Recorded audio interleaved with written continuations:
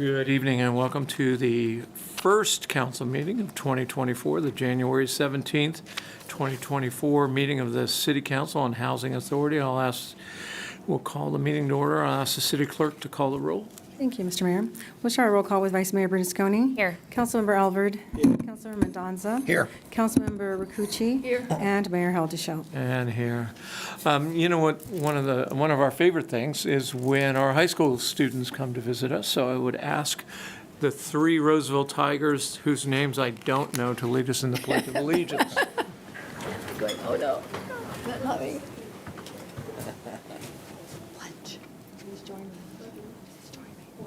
I pledge allegiance to the flag of the United States of America and to the republic for which it stands, one nation, under God, indivisible, with liberty and justice for all.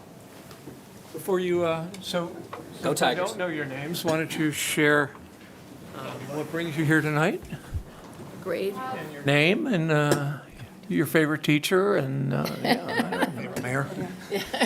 My name's McKenna, and we're here for community service hours. All right. For our government class. Oh, yeah. Okay. I'm Natasha, and yeah, we're here for community service hours, just to learn more about our community and like outreach to the community. And I think my favorite teacher is my chem teacher, Mr. Moulton. All right. And I think my favorite teacher is probably Mr. Maddox. What is Mr. What school? Maddox? What school do you go to? Roseville High School. Yes. That's Some of your classmates just arrived. What does Mr. Maddox teach? He Leadership and student government. Excellent. All right. Thanks for leading us in the pledge. I'll ask the city clerk to announce the meeting procedures. Thank you, Mr. Mayor. Good evening, everyone, and welcome to the City of Roseville Regular City Council Meeting and Housing Authority. Agendas are available at the end of the staff table to your right or online on the city's website. All comments from the public should be directed to the City Council and not to staff members or the audience. All speakers must speak from the podium as this meeting is being recorded. For comments on non-agenda items, members of the public may address the City Council on any item that is not listed on the agenda and within the subject matter jurisdiction of our City Council. Public comments on non-agenda items will be limited to 3 minutes per speaker. The collective initial period for public comment is limited to 25 minutes. Any speaker that did not get the opportunity to speak during this segment due to time limitations will have an opportunity at the end of the meeting prior to council comments to make and express their comments to the City Council. The Brown Act does prohibit our City Council from taking action, debating, or discussing items that are not listed on the agenda. For comments on items that are listed on tonight's agenda, speakers will have 5 minutes to provide input that should be relevant to the item appearing on the agenda. There will be monitored time, and once the red light begins to blink at the podium, we request that the speaker please conclude their comments. Lastly, if addressing the City Council tonight, please consider stating your name for the record. Thank you for your civic participation tonight, and welcome to the City of Roseville. Thank you, Carmen. We're going to start our evening off with a presentation, and that we'll have the Roseville Chamber of Commerce make a presentation on a splash proceeds. And coming up is our executive director of our chamber, manager? CEO. CEO. Got the E stands for.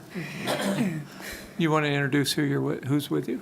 Yes, absolutely. Thank you so much, Mayor Haldeshelt and City Council member and city leadership. We have our two co-chairs from our 2023 Splash event, Ann Carpenter and Alicia.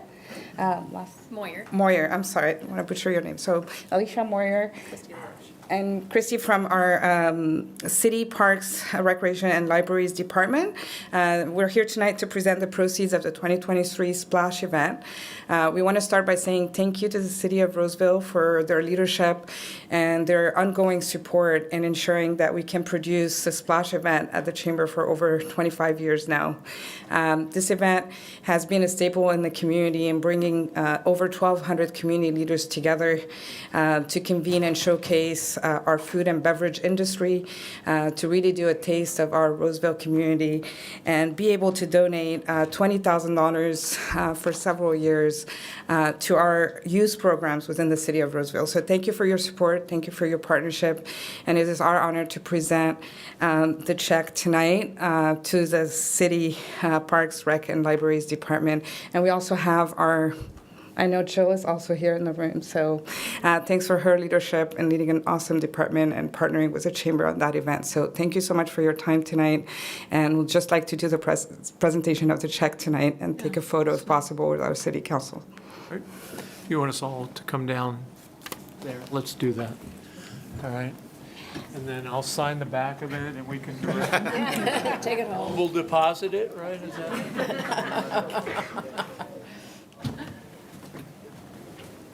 I mean, who's been in a bank lately, huh?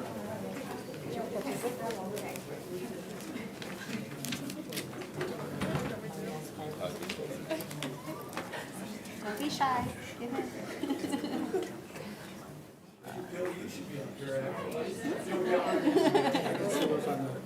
All right, ready? 1, 2, 3. One more. Can we get one with Joe Gellerman? Yes. It's incredible. All right, ready? 1, 2, 3. Thank you very much. Thanks for all your good work.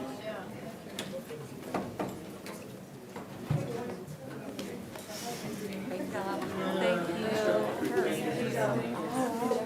Thank you. You try anything, Thank you so much. you know? Okay.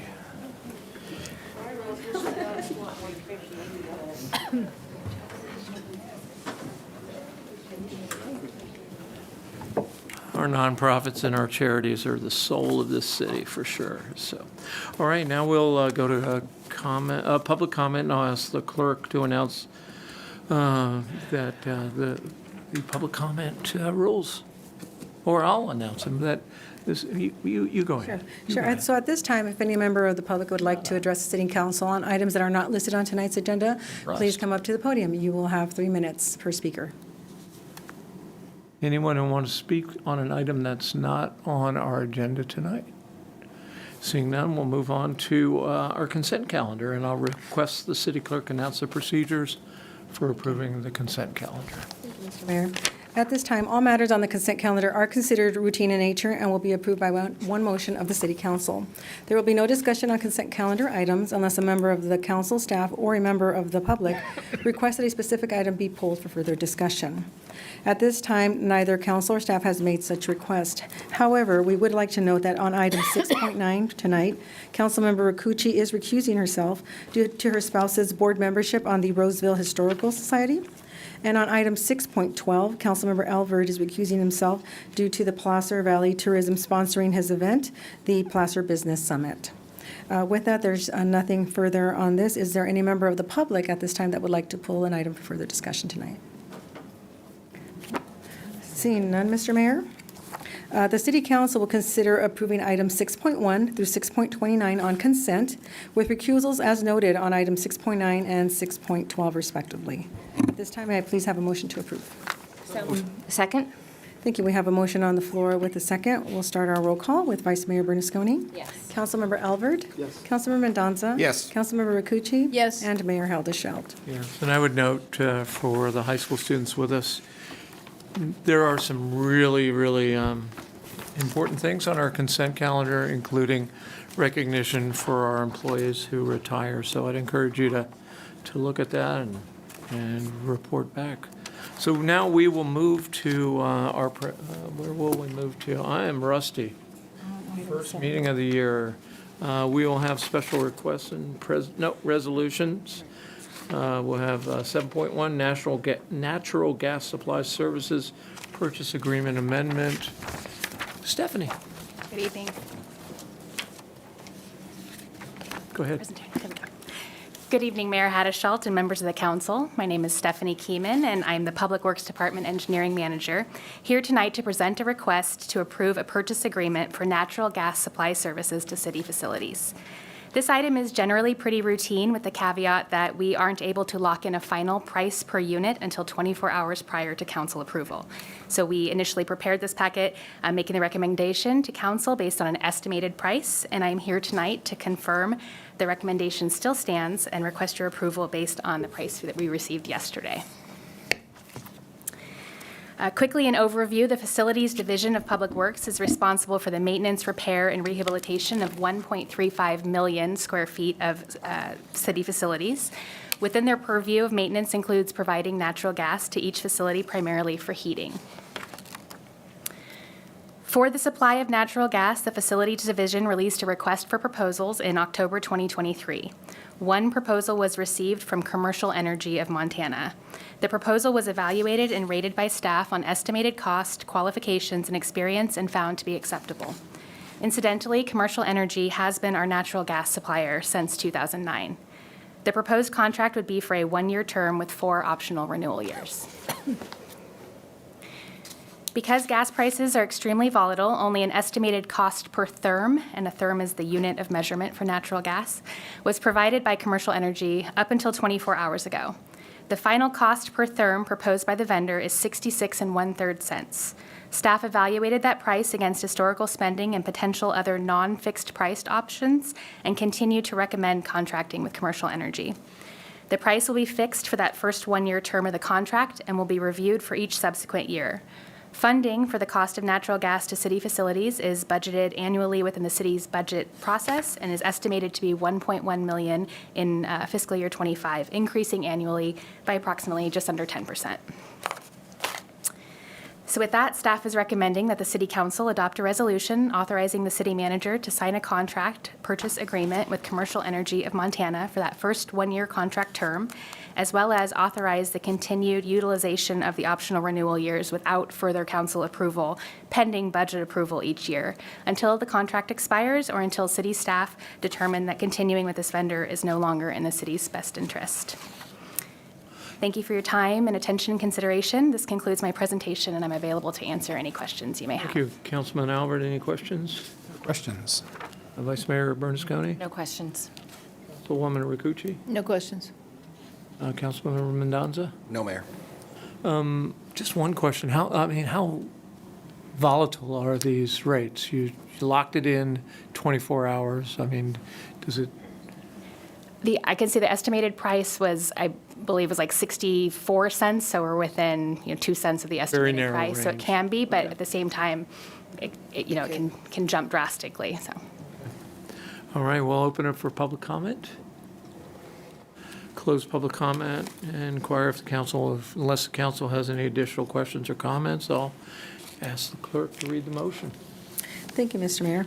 On item 7.1, the City Council will consider adopting Resolution Number 23-013, approving a natural gas purchase agreement amendment by and between Commercial Energy of Montana Incorporated, doing business as Commercial Energy of California, and the City of Roseville, and authorizing the city manager to execute it on behalf of the City of Roseville.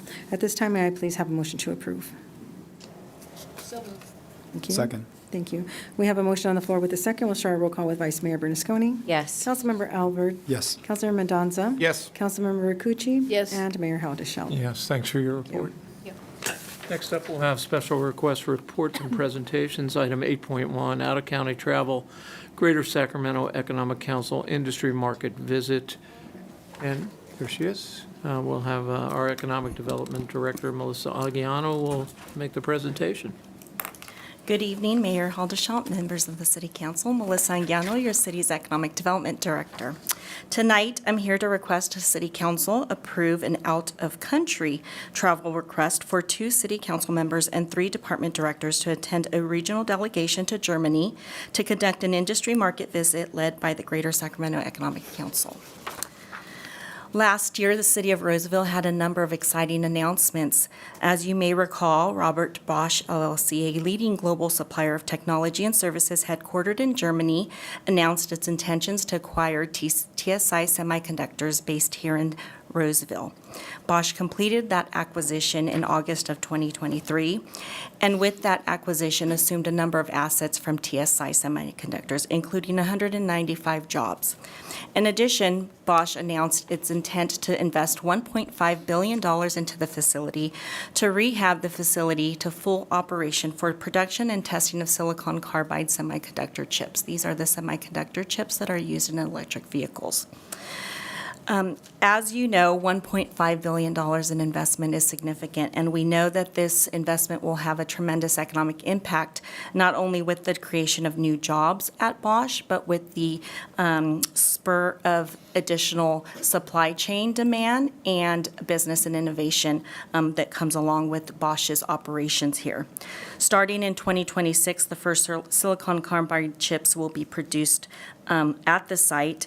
And this will be the first ever semiconductor fab outside of Germany for Bosch. A proposed investment like this, as mentioned, will bring additional interest and significant job creation from other companies and businesses looking to not only support Bosch, but to work compatibly with their innovation and their technology. As part of its Globalizing Greater Sacramento initiative, the Greater Sacramento Economic Council, GSEC, is leading a delegation to Germany in February of this year, next month, to strengthen connections with Bosch, its suppliers, and global airlines. This visit will depart from Sacramento on February 3rd and will include meeting with Bosch leadership and suppliers to encourage continued expansion in Greater Sacramento, a tour and meeting with leadership at Occam University, a zero-emission vehicle ecosystem and innovation hub.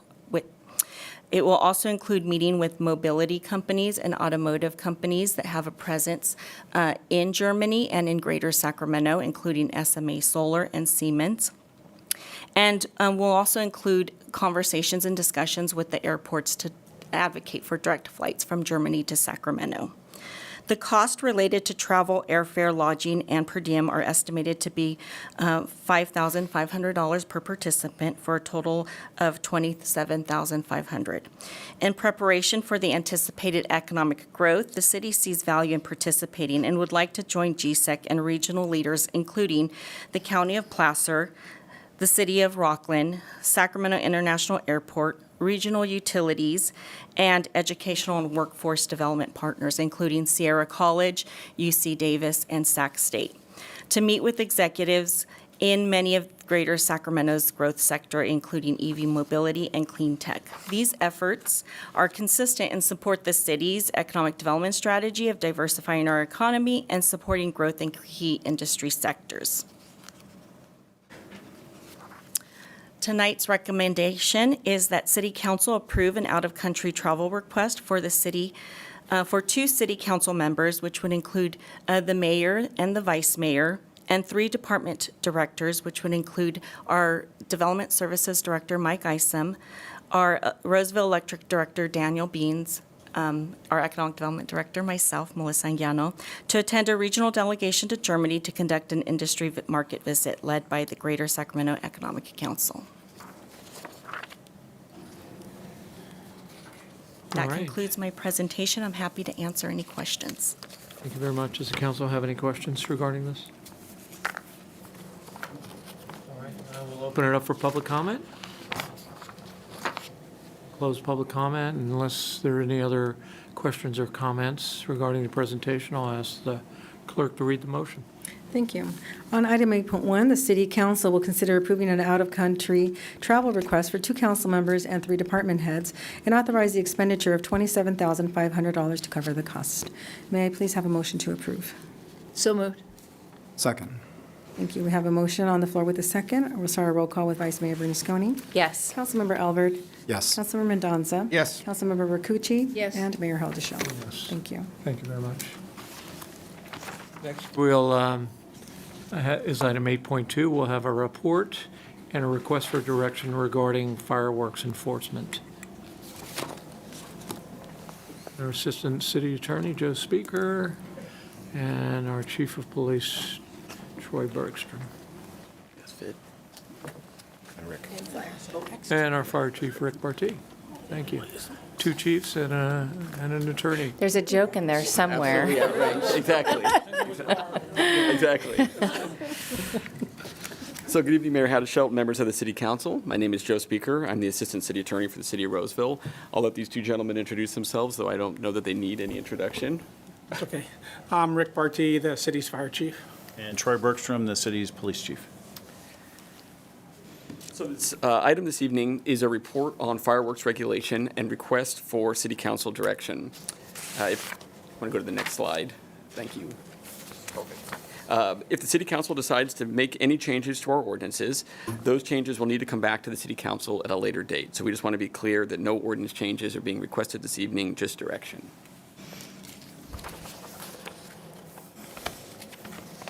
Please? Oh, perfect. That's good. As you will recall, at the August 2nd, 2023 City Council meeting, City Council directed staff to research fireworks regulations, including in the surrounding jurisdictions, and to come back to the City Council with a report on those findings and possible options for fireworks regulation and enforcement in the City of Roseville. At that time, the council was very clear that the focus would be on illegal fireworks, not safe and sane fireworks, which are allowed in the City of Roseville. Around that same time, the California legislature was working on a new bill, which is AB 1403, which made changes to the state law related to fireworks regulation. That bill underwent some changes, and we wanted to make sure that we waited to see what the final version was before we came back to the council with this report. And some of AB 1403's changes are summarized later on in this presentation, but they went into place on January 1st of this year, 2024. So how are fireworks regulated?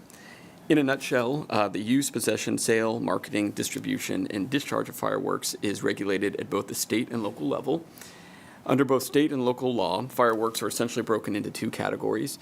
Those are legal fireworks, which are known as safe and sane fireworks. Those are what are allowed in the City of Roseville. And illegal fireworks, which are known as dangerous fireworks. Under the new state law that took effect on January 1st, the United States Consumer Product Safety Commission and the California State Fire Marshal are responsible for determining what are safe and sane each year. And generally speaking, safe and sane means that the fireworks do not go into the air more than a few feet, do not skip across the ground, are not made of certain materials and chemicals, and meet other safety standards. Everything else is considered a dangerous firework and are only allowed by a licensed pyrotechnic operator like at the grounds that they utilize for their 4th of July show. So generally, violations of state law may be charged as misdemeanors, which carry a penalty of not less than the fine amounts that are listed on the screen, or by imprisonment in the county jail for no more than 1 year. The fine may increase based on a sliding scale and are broken down by weight. And the formatting kind of got off a little, but if you look, you'll see 25 or 24 pounds or less, the fine at the state level is roughly $1,000 to $2,000. If you have 25 to 100 pounds, it's $2,000 to $10,000, 100 to $5,000, 10,000 to $20,000, and over 5,000 pounds is anywhere from $20,000 to $100,000 fine. These fine amounts were all set in the new law and are higher than they were previously. Enforcement of these provisions, however, because they are state law violations, require criminal prosecution in the Superior Court by the District Attorney's Office, which they've been supportive of in the past, but it is historically created difficulty because of the burden of proof. It's higher, obviously because of that criminal prosecution, and it takes more time to document a violation, and as a result, that slows down any ability to do enforcement because of that kind of heightened burden. So in the City of Roseville, our municipal code largely mirrors state law on the prohibition of any firework. That's regarding the use, possession, sale, distribution, and discharge. The City of Roseville only allows safe and sane fireworks, and even then, they're only allowed from noon on June 28th to 11:59 p.m. on July 4th. Only registered local nonprofits can receive a permit to sell those safe and sane fireworks, which means operate one of the booths that you guys have all seen around the 4th of July. This is often the largest fundraiser for many of our local nonprofits and our school sports teams. Only licensed pyrotechnic operators may use fireworks that are not labeled safe and sane in the City of Roseville, and only after obtaining a permit from the city to do so. And to be clear, no fireworks, legal or otherwise, are allowed in any park or open space in the City of Roseville unless they have a permit. In addition to the state law violations discussed previously, our Roseville Municipal Code also allows violations of the Roseville Municipal Code to be brought criminally. And if citing a person criminally under the Roseville Municipal Code, our current code says that that person must be charged as an infraction if they possess less than 25 pounds. And an infraction is criminal fine, but no jail time.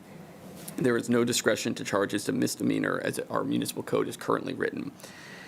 Our municipal code also allows a violation to be charged administratively, although the way it is structured, it's absolutely set up to be done as an infraction. But it does allow for a charge to be made administratively, which means only a criminal penalty. But that penalty ranges from $100, $200, or $500, depending on whether it's a first, second, or a third offense. So as part of this presentation, council had asked for kind of maybe a summary, if you will, of what other jurisdictions were doing. So the slide kind of briefly summarizes, but we wanted to share the surrounding jurisdictions and research that I found in looking into that. So Placer County, Loomis, and Auburn do not allow fireworks of any kind, and they default to the state law penalties that I provided earlier.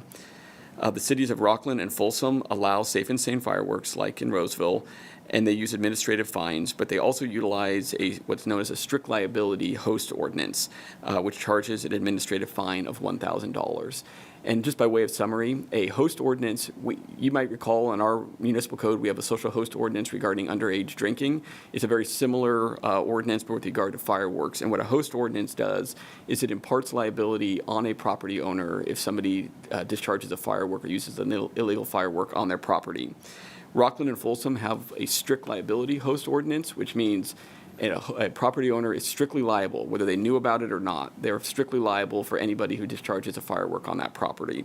That technically includes owners who aren't physically present on the site when the time the firework is discharged. But that's kind of in a nutshell a strict liability host ordinance, which is different from a knowing host ordinance, which I'll get to in just a second. The city of Lincoln allows safe and sane fireworks and charges a violation as a misdemeanor, so they default to the misdemeanor. The city and county of Sacramento allows safe and sane fireworks, but they also have a knowing host ordinance, which is, again, a host ordinance, but rather than the strict liability, they cite an owner who knows or should have known that a violation occurred. So it's a slightly different standard that puts a kind of a knowing component to that host. They have a fine amount of $1,000 for the first offense, $2,500 for the second, and $5,000 for the third. Plus, they also charge for the cost of the response. So, first responder response, whether it be fire or police, that actual staff time cost. City of Citrus Heights allows safe and sane and has a knowing host ordinance, kind of like City and County of Sacramento. But they have a fine amount of $750 for the first offense and $1,000 for the second offense. They also charge for the cost of response. And then the city of Elk Grove allows safe and sane fireworks and uses administrative fines for amounts of 25 pounds or less. So as we get into kind of some possible options here, I wanted to kind of preface this by saying that all the options that I'm presenting tonight assume that there will be the kind of other things that don't require municipal code changes, like increased communication around the time of the event, making sure that social media posts are communication, that we're making clear what is allowed, what is not allowed, what our enforcement is going to be, all of that in an effort to deter illegal fireworks. But the option one, as presented, it has essentially two goals. They are, first, to significantly increase the penalties in order to make violators think twice about violating our ordinance and thereby reducing the illegal use. And they are, two, to streamline the enforcement to allow for efficient enforcement during the relatively small window where we see violations to ensure the best use of our first responder resources. As you can imagine, and as both these chiefs know far better than me, our first responders are very busy that evening dealing with things that have nothing to do necessarily with fireworks, from DUIs to domestic violence to car accidents to other things that happened in that evening. So in looking at kind of a way to do enforcement, we wanted to make sure we were being as efficient as possible with the resources we have and making sure that we utilize those resources in the best manner possible. So to accomplish that, what I'm proposing as option one is increasing the administrative fines to $750 for the first offense and then $1,000 for every offense thereafter. And to be clear, under our Roseville charter, $1,000 is the maximum administrative fine that we can charge. So instead of doing a first offense, second offense, and third offense, which is pretty typical, given the fact that there's such a small window that fireworks can even be discharged, it doesn't make a lot of sense to have a first, second, and third, since it's very unlikely in that short period to have a repeat. So we wanted to try to elevate to that higher fine as quickly as possible. And the other thing I wanted to be clear on is we propose making the violation as to each firework. So if you had, just for sake of an example, if you were caught with 3 illegal fireworks, you would have a $750 fine for the first one, and then $1,000 for the second, and $1,000 for the third. So $2,750 fine for those 3 fireworks, as opposed to, I want to make it clear that it's not $750 for that, and then if we come back later. So the ability keeps us under that cap in our charter, but also allows us to have maximum penalties enforced. The other thing we propose is removing the infraction cap. So as I said earlier, our code says that they shall be charged as an infraction if they're less than 25 pounds. And we want to remove that and allow to be charged as a misdemeanor if the situation warrants it. While we hope to be able to utilize our administrative process and avoid the criminal, we don't want to prevent our ability to charge those if the situation is warranted and to have that. And as the council knows, we're fortunate in the city attorney's office to have a new city attorney prosecutor position, which allows us the ability to take, if necessary, those misdemeanor charges without necessarily going through the district attorney's office. And then the last thing is to allow for the city to charge a person the actual cost for responding to the call for illegal fireworks in addition to those fine amounts. So that allows us to actually recoup the cost if we have to have a response from our police or our fire in addition to the fine amount. So as you can see, we're really trying to maximize that penalty, that fine amount, to make it clear that if you're caught, that amount is going to be extremely expensive. So our goal is by increasing the fines and using the administrative enforcement process that we remove the need to use the Superior Court and allow, as I stated earlier, more efficient enforcement. And to kind of illustrate that, so right now it's largely done through the criminal courts, which is, again, burdensome, it's time-consuming. It's very difficult for anybody in the field to have the time to devote to that and deal with all the other things that have to happen. So if we switch this kind of over to our administrative side, which doesn't lean on our law enforcement or fire necessarily, what that does is it allows us to handle it administratively, which our code says that we are allowed to issue an administrative citation up to 14 days after the violation has occurred. So rather than what's happening now, which is trying to cram everything into one night, say the 4th of July or whatnot, we could document, and then we have up to 2 weeks after that to actually send out the citations to people, which allows us to more efficiently manage that time and let resources that need to be out in the field be in the field, and then have that ability to take a little bit more time to process afterwards. And so that allows us to document things that we received, whether that be videos from citizens, photos from citizens, et cetera, in that 2-week window before sending that out. So we hope that frees up our first responders and allows for more flexibility. So then possible option 2 is essentially anything in option 1 or all of option 1, but then implementing a knowing host or ban that punishes a property owner who knowingly allows someone to violate our ordinance on their property. So I explained that a little bit earlier, and it would essentially be all of option 1 and then some kind of knowing host ordinance.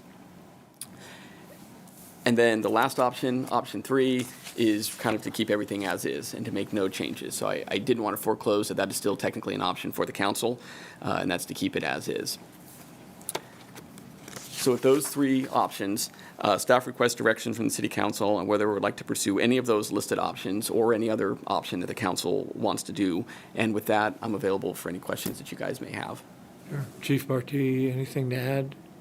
No, not really. No. As you guys know, this last 4th of July was a busy time for fire and police, working together and running around for fireworks that occurred, plus a couple of vegetation fires that occurred, 40-plus acres burning at one time. And, well, Troy and I were both still working there. People were still shooting them off over our heads while we were still working those fires. So it's a busy time.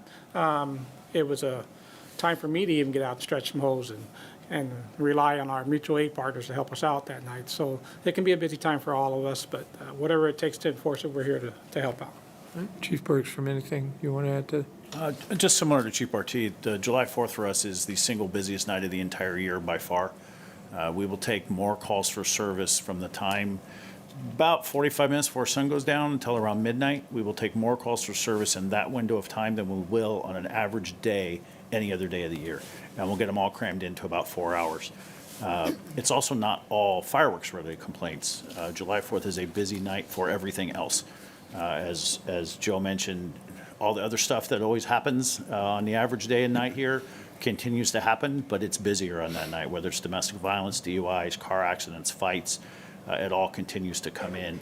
And then you add on top of that, I think this last year we were up around 111, 115 fireworks complaints that came in just in that couple hour window of time. So it is the single busiest night of the year for us. It makes it exceptionally difficult for us to keep up on calls for service, especially time-consuming calls. And so as you look at options, finding options that can streamline it for us while also having an enforcement impact that might prevent people from doing it to begin with would be helpful. Great, thank you.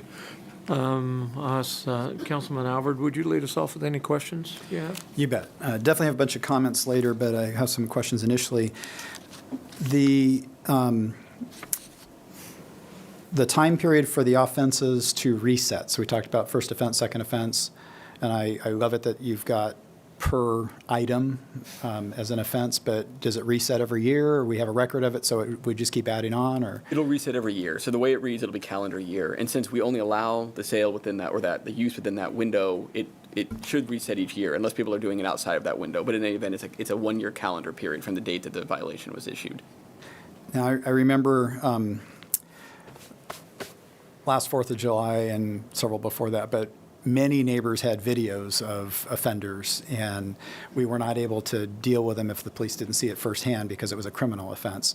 So could you talk just a little bit more now? If I have a neighbor who has a video that's clear, shows who it is, where it's at, the police don't have to witness it now, right? That's something that actually can be helpful for...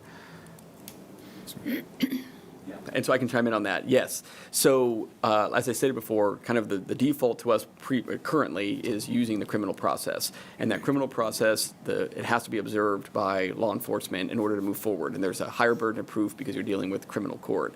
And with our administrative process, the burden of proof is different.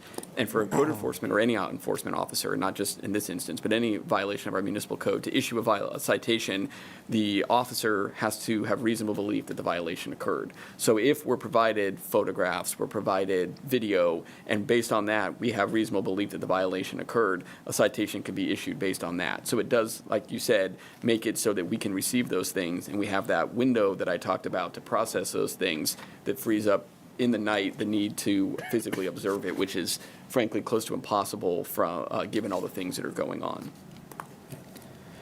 And then the last question, the host ordinance, you know, if you're allowing this on your property, even if you're not setting them off, you're responsible for it. But what about in the street? I know a lot of times it just happens in the street in front of people's houses. So right now, the host ordinance that we would propose as, like I say, our option 2, that would be outside of the property owners. And it's a very difficult thing because I know there was some communication leading up to this meeting from individuals who talked about doing something in the right of way, enforcement in the right of way. And while absolutely I can understand the merit to that, it becomes difficult because if you start to now obligate a property owner to be responsible for what happens on the right of way, which is city property in many cases, street, sidewalk, et cetera, it becomes difficult. And practically, I mean, as I sit here, if I'm sitting and I know my next door neighbor is gone on the 4th, and so I walk over to the street in front of their house and light it off, if with a strict liability type host ordinance, arguably now my neighbor is on the hook for that, and they weren't there, they had no way to stop it, they had no way to know. So the issue from my chair is the actual ability to enforce it. So, you know, we want to have these rules, but then we have to make sure we have a mechanism to actually do something to enforce it, and that becomes a little too amorphous. Well, I would love to get there at some point in time, maybe in the future. I don't know that is an ability right now. And so the public right-of-way, I mean, as it is, right, you technically can't block the streets, you can't. So I know that's an issue that our first responders deal with, is simply traveling on city streets during the 4th of July because of people doing it. There are already rules about obstruction in the roadway, and we have ways to enforce that piece. But we're not proposing at least something specific for fireworks related to that. Thanks, that's all right now. Thank you, Councilman Albert. Vice Mayor Bernstein? Yes, I have 3 questions. Anything that we were to recommend regarding enforcement changes, it would apply to all fireworks any day of the year. That's Is that correct. right? So, yes, that's correct. So right now, we only allow fireworks, safe and sane, in that window of noon from June 28th to just before midnight on the 4th. And that means every other time outside of that, fireworks of any kind are illegal and only safe and sane in that window. And this would apply to any of those. So that would apply to New Year's Eve, which I know is one that is another time where we tend to see those. So that would be apply year-round, not just in that window. Okay, thank you. This is probably for either of our chiefs, but I was talking to Chief Bergstrom today, and maybe it's important for you to share, or I don't know which department does it, the fire or police, but you talked about kind of the proactive policing that your department either has done or will be doing for properties that have been problematic in the past. So what we did 2 years ago, we did hotspot mapping through our crime analysis unit. So we can go in on any crime and we can put them on a map and we can show where they're most prevalent. And so we did that 2 years ago after 4th of July to figure out where were our most problematic areas, because we do have areas where we get more calls than we get in other places when it comes to fireworks. And in this past year, there were some very definitive hotspots and including some very definitive locations. And so prior to the 4th, with a few days in advance, we went to some of those houses and basically made them a reminder that we know what you did last year and we're paying attention this year. And so we have the ability to do that. There are certain houses that we get more complaints from neighbors about illegal fireworks than others, and so we can proactively address that before we ever get to that night. Do you know if that netted any benefit? I know one of our more prolific houses didn't do anything on 4th of July this year, so. Okay, all right, that's good. And then this is probably for either one of the chiefs. Are you able to talk about just the trends in illegal activity? Because, you know, it seems like this is a problem that's not going away. And so while we might be reactive to it, I feel like I want to make sure that we're as proactive as we can about communicating that this is not something that we want to do in Roseville. So I think when you look at, you back up a couple of years ago, and we've always had, some aerial fireworks when it came to 4th of July. The summer after, I'll call it the COVID summer of 2020, when everybody kind of stayed home, it went nuts. The summer of 2021 was exceptionally busy, and it continued on until this last year. And it's not just our community, so it's not like you drive next door to Rockland and they don't have this issue. It's there as well. And so it has become not even just in our region, all over a problem. And I don't know what happened. Maybe people got pent up, and after the summer we had that year, it just kind of went crazy. And so I think in one respect, being able to be proactive about it is giving us some tools that we can use. There are people out there that very well may be discouraged about having aerial fireworks outside their house when they look at the potential that I shoot off 2 fireworks and it just cost me $1,750, I believe is what it would be. Not too many people are going to do that after they get the first ticket. So do I think it changes will solve it in 1 year? I don't, but I think it starts giving us something, because the last 2 years I've worked both of the last 4th of Julys. And when your fire chief and police chief are out in the middle of a field and he's running hoses, something has gone a little haywire. And so having some better tools to help us prevent it, I think over the long term will help. Thank you. Councilwoman Rakucci. Yeah, you're talking about being proactive. I'm also concerned about, sometimes people forget that you can get killed. You can blow off your hand. I mean, there's things that happen by doing something really that looks like it'd be fun, but has consequences. That when you're doing proactive, that you're reminding people that these are deadly. And that, I mean, I've heard of people who've done things not for even 4th of July. They picked something up when they should have never picked up out of fire and blew off a hand. And so and also during 4th of July that there are people like standing on the roofs and their teenagers are doing these illegal fireworks, and realizing that you're putting your kid in harm's way, for what? And I think that's real important that people put back that it's not just because causing a nuisance. You're also putting risk people's lives, and wherever they happen to land or burn someone's house or things like that too. Explain to me again, you're mentioning it's one of those options that we had, it's the $750. So it's not just an incidence, it's a one fireworks? Yeah, so what we would propose is making the violation per firework, right? So the way our municipal code is worded now, it references 25 pounds or less. It kind of uses a reference of tonnage or poundage, right? We would remove that, and we would instead say it's a violation of our code to possess a firework. And so for every one of those fireworks, that's a separate violation of the code. So if you had 3 fireworks, each one would be a separate violation at those fine amounts that we discussed. So that it really makes people think twice about having large quantities of fireworks and discharging large quantities, because they know that there could be a significantly high fine as a result. I guess when I'm reading the possible option one, it doesn't come off to me that way. It comes off as the one offense. Yeah, and that's why I wanted to clarify that, to make that clear, because the objective would be to make each firework its own offense, so that way we can maximize, given the fact that our charter caps our penalty amount or fine amount at $1,000. Because like I said, some other jurisdictions have a $2,500 or a $5,000. We can't do that, but this is a way to counteract that by then increasing the number of violations. Okay. Thank you. Councilmember Mendoza? I have a couple questions. I'll have comments later as well. But let me start off with our 2 chiefs. Just a quick question.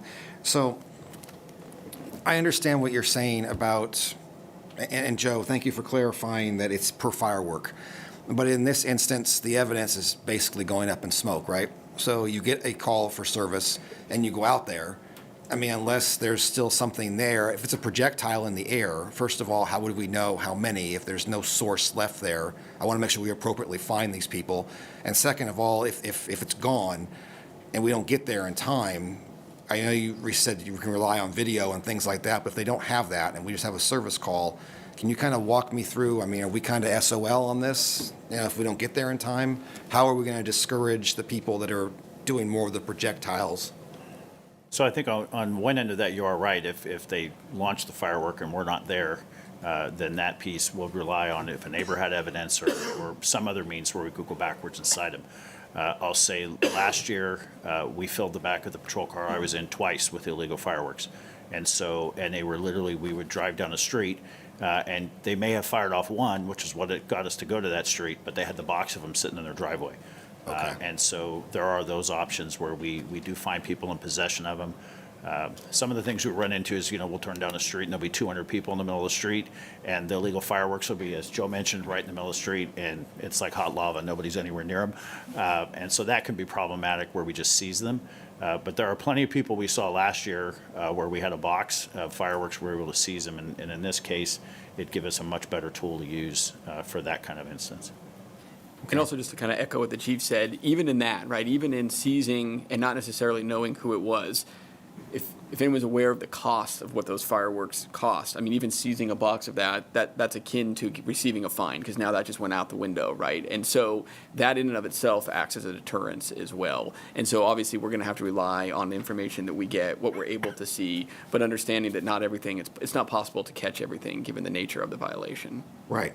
And then, again, specific to the fines, do we fine both if we know who the purchaser is and the person who lit them, or is the person who lights them, is that the liability aspect of it? It'll be whoever's in possession of it. So the way our code reads, it could be possession, it could be discharge, so it could be both, right? You could have somebody holding it and someone else lighting it, and both of them are getting cited. So we would cite both? Yeah, if we knew? Yes, exactly.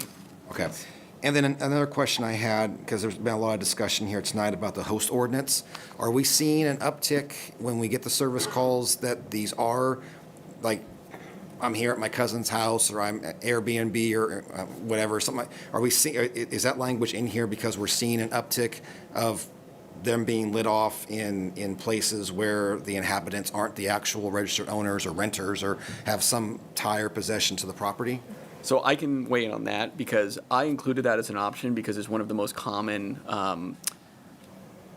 requests or options that are utilized by other jurisdictions, or at least analyzed by other jurisdictions. So when I provided kind of the options, I was trying to give you guys what is the most common. And if you look back at that slide that listed all the jurisdictions, ours is kind of a mix of all the different, what I saw as the most beneficial and understood to be the most beneficial aspects of different ordinances. You know, our fine amount is very similar to Citrus Heights, plus the cost of response, but then we want to have the ability to impose a state law as well. So that host wasn't necessarily in response to any data that I found here in Roseville, as much as in response to how other jurisdictions address it, so that I was presenting to you a full menu of options. Okay. And then my final question, the reason we asked you to bring this back was on the eve of, like the chiefs mentioned, you know, this last 4th of July was one of the worst, and it's been gradually getting worse. When we have to have our fire department go out there and extinguish a fire in an open area or somewhere where, there was substantial acreage burned.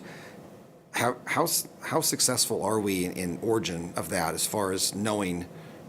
I mean, the reason I ask is we identified in Joe's presentation staff time, resources, all the things related to response. I would assume if a fire actually breaks out, that's also a response to that particular fire. Can we attach that, and how successful are we in making that case? Usually, I mean, just hypothetically. Well, hypothetically, there is debris that's left with any firework that you shoot off once it lands on the ground. So that could be found, but like the last one was, we'll see witnesses. We're able to point to it, that's what it was, that's where we saw it land, and so forth and so on. And then based on what I'm proposing, we would be able to recoup that cost as a cost. And that's already, like, if our park burned and there would already things that would allow us under our existing code to recoup those costs, right? Like and any kind of property damage caused to the city. So this would link up to existing codes Exactly. we already have? Okay. Yeah. All right. So, Thank you. exactly. Good, that was one of my first questions. So, and I wanted to follow up on Councilman Albert's question. And so if there's video evidence, so somebody takes a video, right?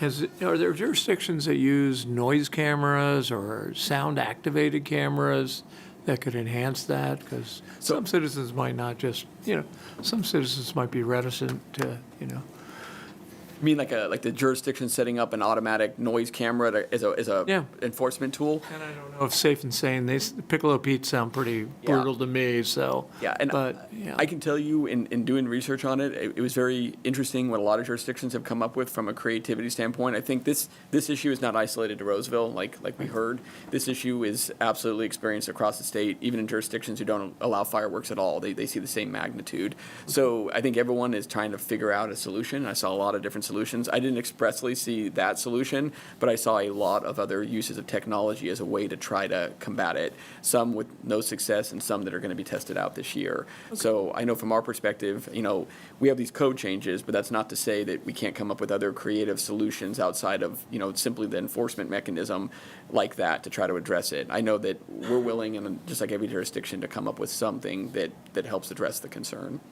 And so I just want to make sure I understand it's a combination of the act of lighting it, but also possessing it. Yep.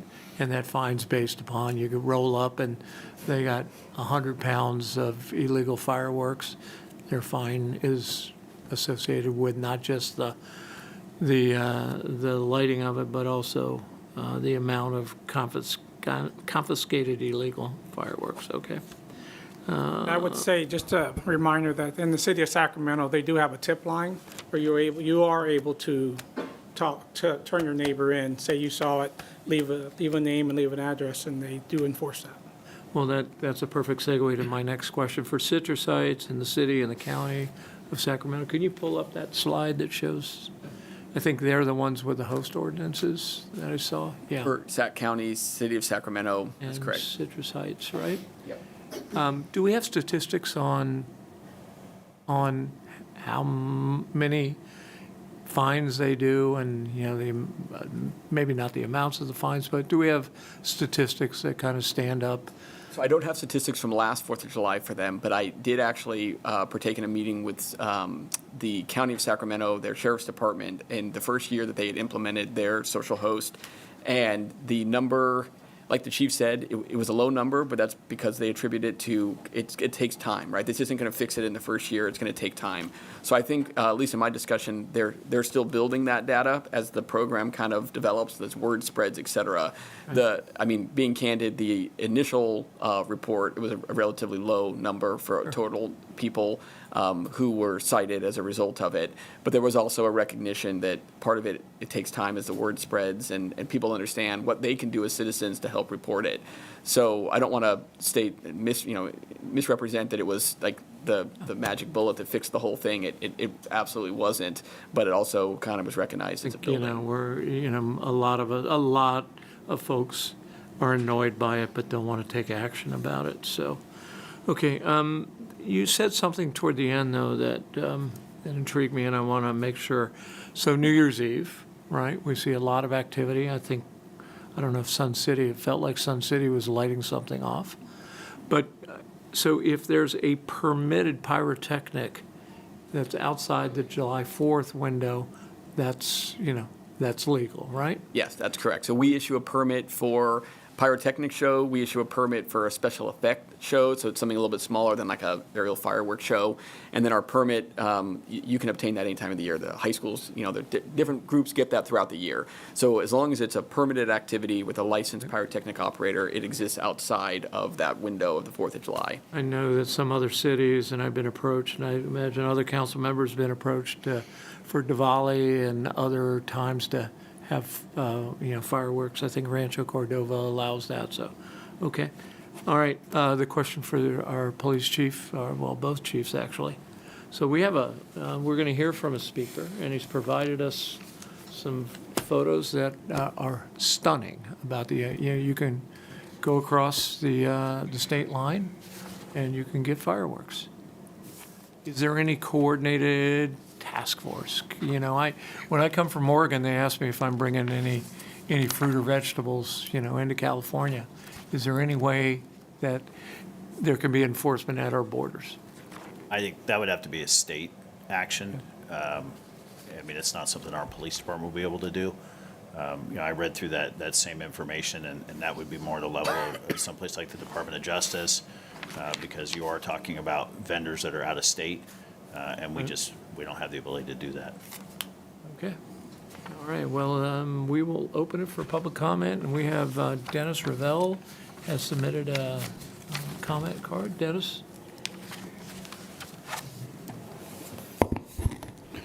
Good evening, Mayor, members of the council. My name is Dennis Roseville, President of Roseville Communications. I'm appearing here this evening on behalf of our client, T&T Fireworks, who is the leading state-approved safe and sane fireworks wholesale distributor here in the state of California, serving approximately 2,600 nonprofits in 296 communities across the state. Roseville, the city of Roseville being one of them. They serve 11 out of the 15 nonprofits who rely on state-approved fireworks as one of their primary, if not their primary, fundraiser. I'm here this evening in full support, and I would compliment Mr. Speaker on his research, as I'm in a unique position in my profession in that as a result of this issue being a local option issue, over the last 34 years, I've had the responsibility and pleasure of appearing before 296 bodies in 296 different communities throughout the state on this subject, and how the issue with illegal fireworks has grown and metastasized, particularly over the last 15 years, is just unbelievable. But I'm here in full support of the recommendations that city staff has put together. As I have provided you, I only learned of this late yesterday afternoon, talked to Mr. Speaker, and attempted to basically give you as much information and background as I could on what the current state of the problem is and what the source and needs in terms of enforcement are on a state and federal level. We are certainly trying to encourage both state and federal agencies and governments to do more. And regrettably, those 13 Nevada stores are the source of at least 60 to 70% of the illegal fireworks in California. You have 7 stores just northeast of Reno that are a mere 2-hour drive from here. While they're not of the size and magnitude of the stores that I've given you the images of from Pahrump, those are just 4 of the stores in Pahrump who up to and including the New Year's Eve and 4th of July period are running 24/7. And it is a significant fact that the products that they are selling are primarily, if you were to visit one of them, you would see California license plates in their parking lot. Probably 95% California license plate, and the balance in Pahrump would be from Clark County, Las Vegas, who share a common focus on somehow bringing this illegal importation of these products into a jurisdiction that doesn't prohibit them. I would like to speak to a couple of the options or elements of the options. I was unaware of the limit within the charter and would support the stacking, the stacking as Joe described it. It is a successful tool that's been used. I've given you an excerpt from a PowerPoint from Salinas Fire Department. A unique situation is a city that has a significant illegal fireworks problem, substantially worse than the city of Roseville, I would tell you, who, because of shortage of law enforcement personnel, couldn't rely on the police department for enforcement. And the fire department went to the city manager and said, can we hire city employees and train them and use the social host ordinance to go out and document social host violations? You'll see on that PowerPoint that they issued 110 citations, excuse me, and what was it, over $322,500 in citation amounts. And because of the stacking procedure, one individual was cited for $37,500 in violations. So there are innovative solutions being attempted and applied throughout the state for local jurisdictions to try and maintain some degree of sanity within their jurisdictions on this. One of the reasons that we interact with cities is that we maintain a resource library of all the staff reports and ordinances throughout the state and offer access to that library to cities and counties and fire districts. Roseville. We're going to ask you to wrap it up. The last thing that I would probably suggest that you consider is using CERT volunteers and city employees to supplement and work with fire and police. The city of Sacramento, you asked about the number of citations. City of Sacramento, I believe, the last 2 years since their social host has been in place has been an average about 150 to 180 citations. And they use the 4K night vision camera and CERT volunteers to document those. They purchased that 4K camera on Amazon for $150 each. That's very helpful. Thanks very much. I just want to note, we also received a number of emailed comments on this item, and they've been added to the agenda online. So thank you, Mr. Roseville. Anyone else? Yeah, come on forward. City Council, Mayor. My name is Don McDonald. Scott and Albert and I have had a lot of conversations, good conversations, and lots of great information, and I appreciate it very much. I live on Payson Avenue, directly across the street from where the fire chief was pulling hoses, and got to stand next to a police officer that was blocking traffic so that the fire engines could actually circulate back up and down the street safely. And while we were standing there, just like the chief said, we turned and looked over our shoulder to Welton Circle, and boom, boom, boom, one right after another. And then I turn my body and I look over here and I see 12-foot flames directly across the street from my house. Not a house between me and the field, but directly across the street from my home. So that being said, I know we're in the middle of a process of developing, a plan, which I think is excellent. Lots of great ideas tonight. I'd love to hear a plan both from the chief, the fire chief, and from the police chief as far as what we can do. And I know that resources, I've lived in this town for 35 years, believe it or not, and I know the resources are always tight. They're always tight, and that's for all good reasons. But at one point, we did have the task force circulate in the neighborhoods. We had engines that were, let's say, on Pleasant Grove, and they could access a couple of different main thoroughfares easily. Police were circulating when they weren't, on those calls. And like you said, as soon as you get a fire, all of our resources go to zero. And we have to call for mutual aid. We have to call for all these different things. Last comment I'd like to make is the 25 pounds or less that you're pointing out. Keep in mind, a lot of this, fireworks are usually referred to as fireworks, kind of fun, bright things in the sky. What they are is the ones that we're talking about are mortars. They're explosives. Yeah. They will take body limbs off. They will hurt children. They'll hurt people. And we're just blessed in this city that hasn't happened yet. Blessed. But like you guys said, this whole thing is escalating. What happens when we escalate into that next step? We don't want to think about it, So I think we all have to pull together. And I like the suggestion earlier about community groups. Hey, if there's any way to allow community groups that are brave enough to pull out a good quality video camera and take a picture of, 15 or 20 people with 100 pounds of aerials in there. I mean, when you see a mortar sitting in a yard and then you see strollers lined up, it makes my skin crawl.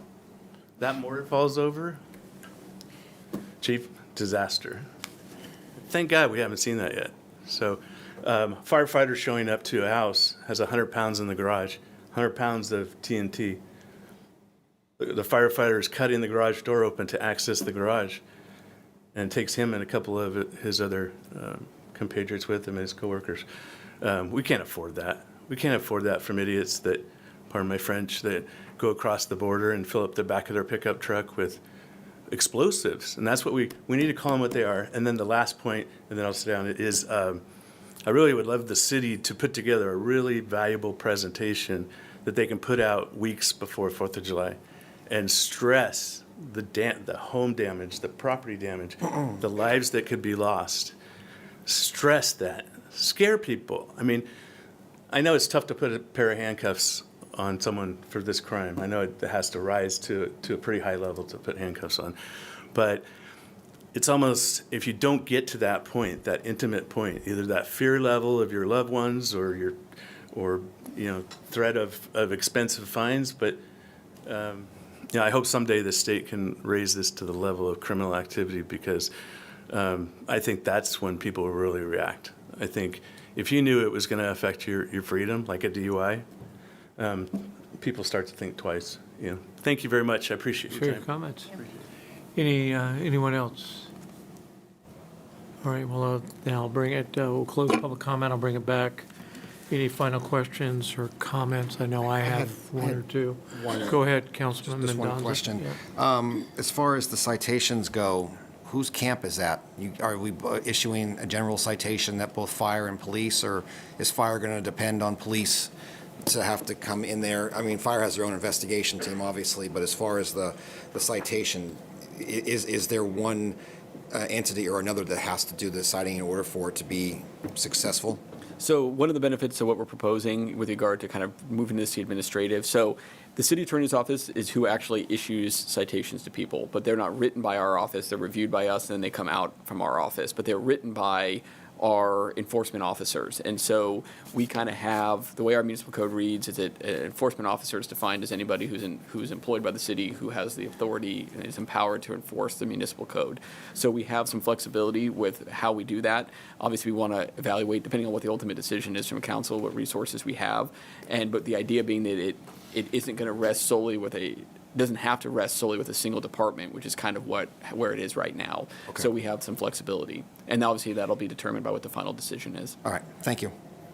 I had a question. I just want to clarify. You were talking about, I know, the fines, and this was for 4th of July. And if there's other times that fireworks are being used, is it just illegal fireworks or fireworks in general? Because, I mean, you've seen people week afterwards, and they take their kids out and they shoot a few of the safe and sane. But this ordinance, if we look at the ordinance, is for illegals? Yes, Illegal and fireworks. I'm not proposing changing that window that we have of June 28th to July, just before midnight on July 4th. So it would then, if you have a safe and sane outside of that window, it's now an illegal firework under our existing code and under what I'm But proposing. is it going with those fines, like Yes, so the fine amount would be for safe and sane? Yes, exactly. The fine, so anybody who's operating or using fireworks outside of that window now makes it a illegal firework. And so the fine, at least as proposed, would be the same for that. Vice Mayor Bernasconi? No. Councilman Albert? Yeah, and I would just comment on that last issue. That's a much smaller group that launches them outside of the 4th of July. It's much, much smaller. That doesn't worry me. They could get educated as well. This is kind of a dumb question, but I actually got into discussion with a neighbor on this. We don't have the ability in Roseville to allow illegal fireworks, right? I mean, we can do safe or sane and not allow safe and sane, but we can't allow whatsoever the illegal ones because the state doesn't allow it and we fall under that, right? That is correct. Okay, So they that's- are prohibited throughout the state. They authorize the ability to do safe and sane, but not more than that. Okay, awesome. And then I have comments. Are we ready for that or just doing questions? Yeah, I just have really a quick question. So my parking meter expires, something comes in the mail, I pay it. If I forget to pay it, it's an escalating scale. Do we have the ability to do an escalating scale for failure to, comply within a timely manner? Yeah, so our code is set up similar, right? So we mail it. In most cases, an individual has the ability to pay it, be done with it. If they don't, then there's an escalating offense. And theoretically, then at that point, if it goes unpaid, it can continue. There are different mechanisms we have to escalate that. And so we have that ability. One other thing that's probably worth mentioning is the Attorney's Office instituted, this is our second year now, a program through the state. It's called the Intercept Program, which has been really helpful for us. And it's a program where if somebody decides to flaunt it and not pay it, we actually have the ability to intercept from, that's why it's called that, if they have a tax return, a lottery winning, anything like that, and it comes directly to us. So one way or another, we get the money and the fine gets paid, whether somebody voluntarily does it or whether it gets done through that Intercept program. So that's one thing for anybody kind of watching, is it's not just a matter of blowing off the fine and nothing happens. There's the ability to collect on that. Well, that kind of led to my next question, the staff resources to chase down, right, in Salinas, I don't know how much. If somebody wanted to appeal, Joe, you lit those off. No, I didn't light them off. Do they come to our appeals committee? So if we keep it through the administrative as being proposed in that option one, then what would happen is if somebody didn't believe the violation was just for whatever reason, they have the ability to appeal that. There's no charge to appeal that, and then that gets scheduled through the Board of Appeals. All right, thank you. Those are my questions. Comments? One more, back to the safe and sane and maybe they're shot off not in that window. What happens now? Right now, Right now. they could be cited under our code as a infraction if they have less than 25 pounds, or is an administrative fine, which is right now 100, 200, or 500, depending on the offense. For safe and sane? For safe and sane, outside of the window of June 28th to July 4th. That's what our code allows us to do now. Thank you. Comments? Councilman Albert, you want to start us off with comments? Yeah, I'll start by mentioning every year it's getting worse. I live on the west side. We have a lot of new people come to town, and I'm not sure if they're just not looking up the regulations, but it just seems to be getting worse, especially on the west side at least. It's getting crazy. I remember a community member saying, I'll happily pay the fine. I want to make this stiff enough so that's not a statement made anymore, that's a little more painful because the neighbors are just not appreciating it. My own house has literally shook. And I used to have a dog that's passed away now that used to freak out over this, but I know neighbors that just have children and have pets that get, I mean, some of these booms are incredible. They're very loud explosives. I really like the host ban. I think, just like with the drinking ordinance, you know, if you're going to allow it on your property, if you're going to let your kids launch these things, you're taking responsibility for it. So I think this adds another deterrent to it for people to say, hey, maybe we shouldn't be doing this. I also very much in favor of adding the cost of the offense. So if we've got to take a fire department or two, we had a lot of people out there at that field fire in West Park, and I think the person that set that fire should have paid for that. That was, you know, that was a big deal. And it got a lot of people very scared, watching a lot of neighbors standing in their backyard hosing down over the fence to try to make sure it didn't come up to their yard. You know, that's serious stuff. I also, you know, our at the grounds, we have an incredible, really nice fireworks display. Aerial fireworks. In fact, you can see two of them if you get there early, because there's one that launches in another community that you can see from the stands. And then ours in Roseville. It's free. It's awesome. Real incredible fireworks. Yet we've got people in our community that will drive over the border, buy a whole bunch of stuff, come back and set off their own Disneyland fireworks shows. And just, I mean, they're pretty to look at. And yes, there's probably some people that enjoy it, but man, I'm telling you, we all get lit up on social media and phone calls. And obviously 911's getting a bunch of calls. The neighbors are not liking this. They're very nervous about this, and they're setting fires. We had 14 fires in that 12-hour period last year. 7 of those were vegetation fires. That's a big deal. That's a lot of expense in our community. And I think it's our obligation to not have $100 fines. I think we really need to make this painful. These are illegal. We don't allow them. And we have the option of not even allowing safe and sane, but Roseville allows that. Our families love that. It's a lot of fun to be out there. But the few community members that are doing these illegal ones, I really think we need to stiffen this and make it more painful, so they've got to think twice, because it's the law, and it's our job to protect our community. So, Vice Mayor Bernasconi. A couple thoughts. I will say that last summer was one of the first summers I remember not being in Roseville, and we were out of town at a place that had a really strict enforcement of no illegal fireworks because there was such a grave danger of fires. And it did draw people to the public displays, like what we have at the fairgrounds, and it was actually really beautiful and really calm, and it was really nice, and the residents there commented about how much they enjoyed it, comments around their pets, comments around veterans and PTSD and those sorts of things. This, to me, is a quality of life issue, which I know the 5 of us on our council feel very passionate about protecting the quality of life for our residents. You know, this drains the resources of our police and our fire, as well as the danger it presents to our fellow residents and the wildlife or wildfire or fire danger.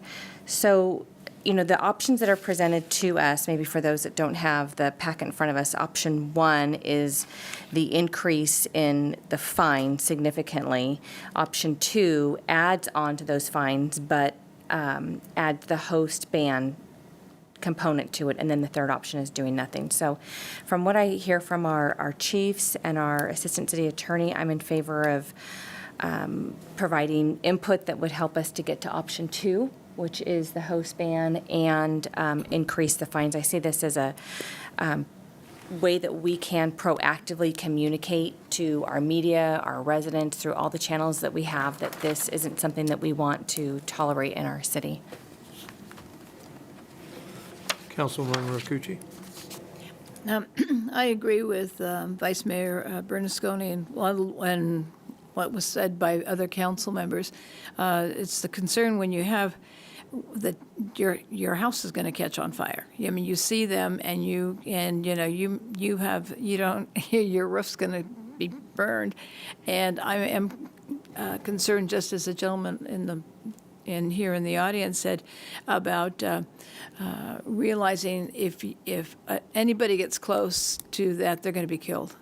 They're going to be killed, they're going to be maimed, and they don't think about that. They're thinking about it's going to be real cool and it's really nice, but there's some real severe consequences using the illegal fireworks.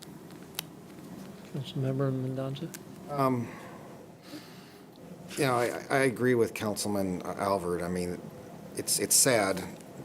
It's not sad. I mean, it is what it is. But the fact that we have the $1,000 cap, you know, it's too bad that that's our ceiling, because I really would like to make this hurt. You know, over on near Maidu and on that side of town, I mean, we get booms every year. I mean, there's a lot of people who think because they have, you know, large cul-de-sacs, you know, that turns into, you know, a huge play area, and I know that's an issue.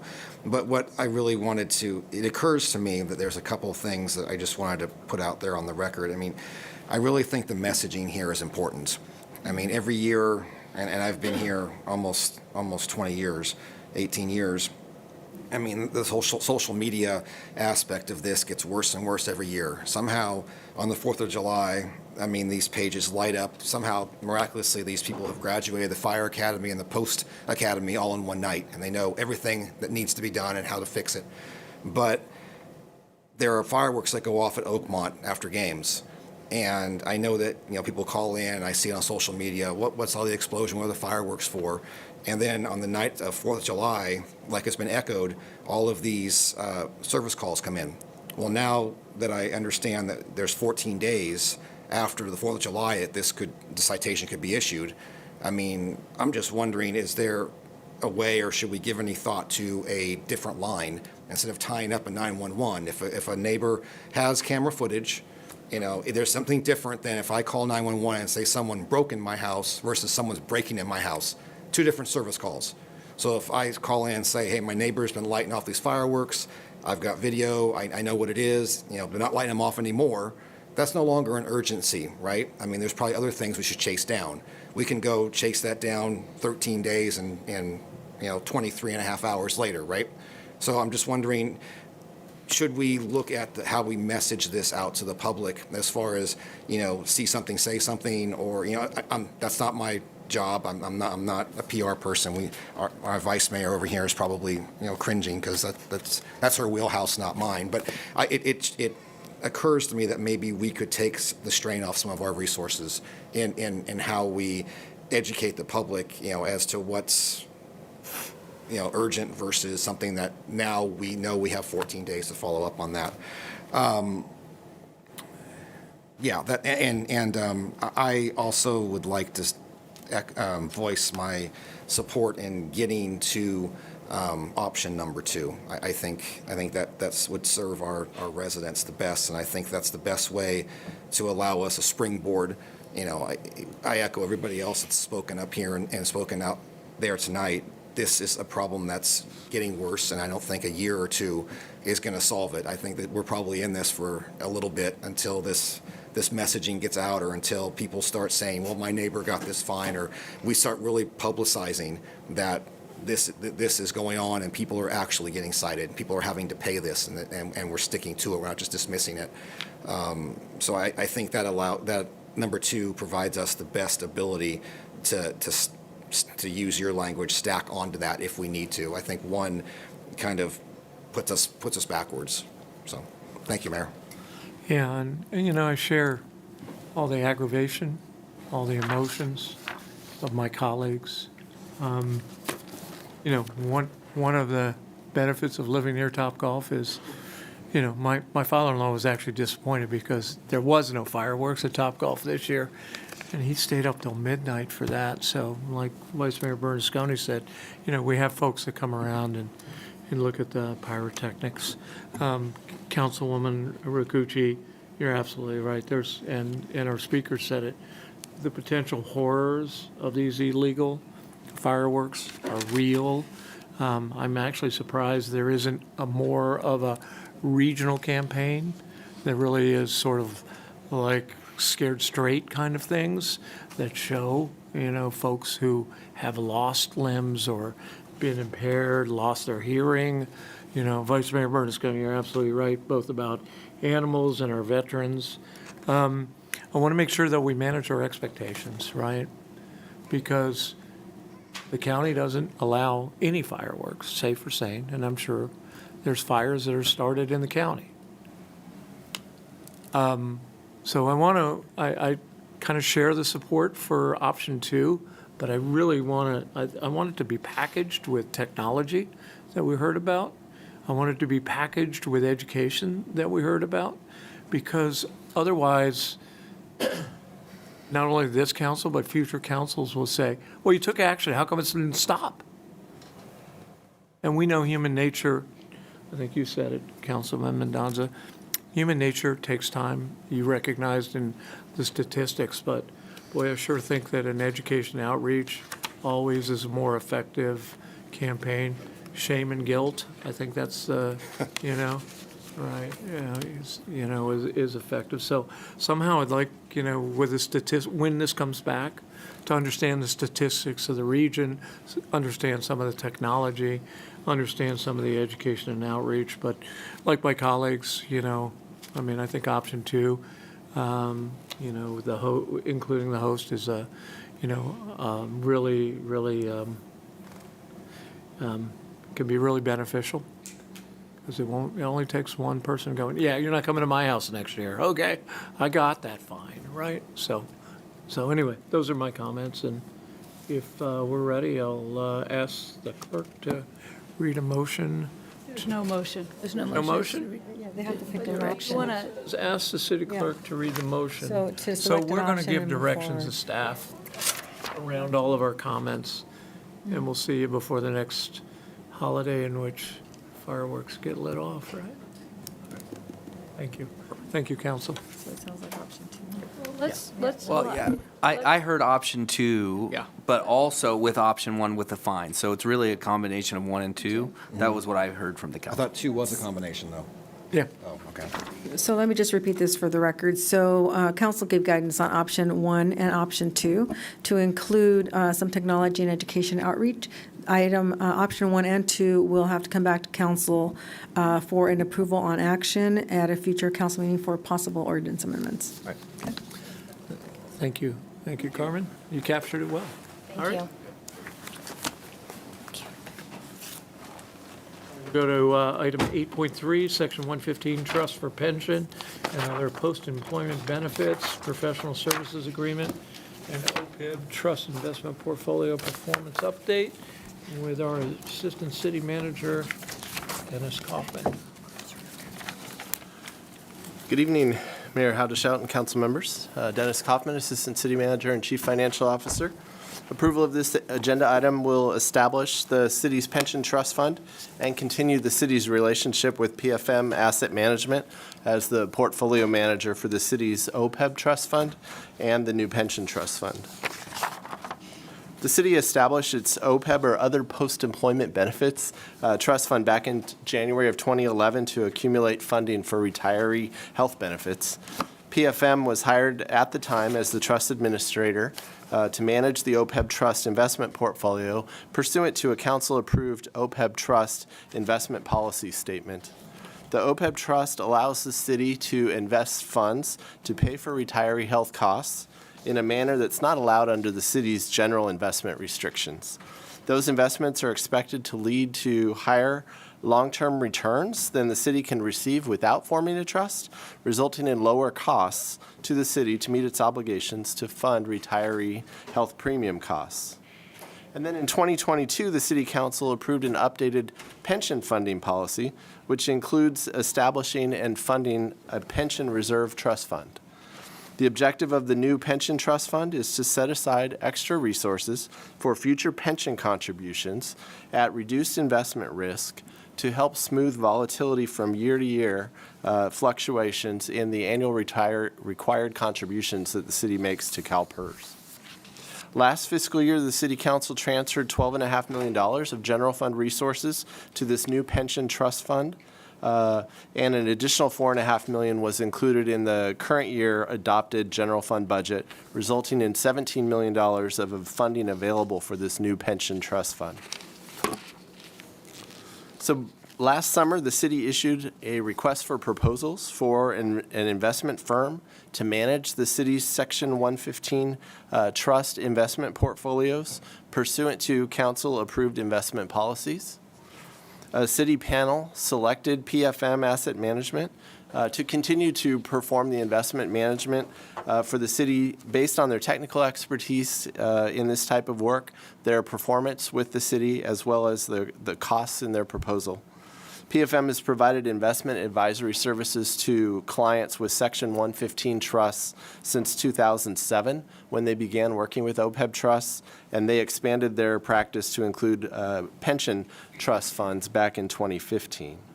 The recommended professional services agreement with PFM Asset Management includes as exhibits 2 investment policy statements: the revised OPEB trust investment policy statement, which incorporates expanded definitions and clarifying language, as well as clear targets for alternative investments in the asset allocation.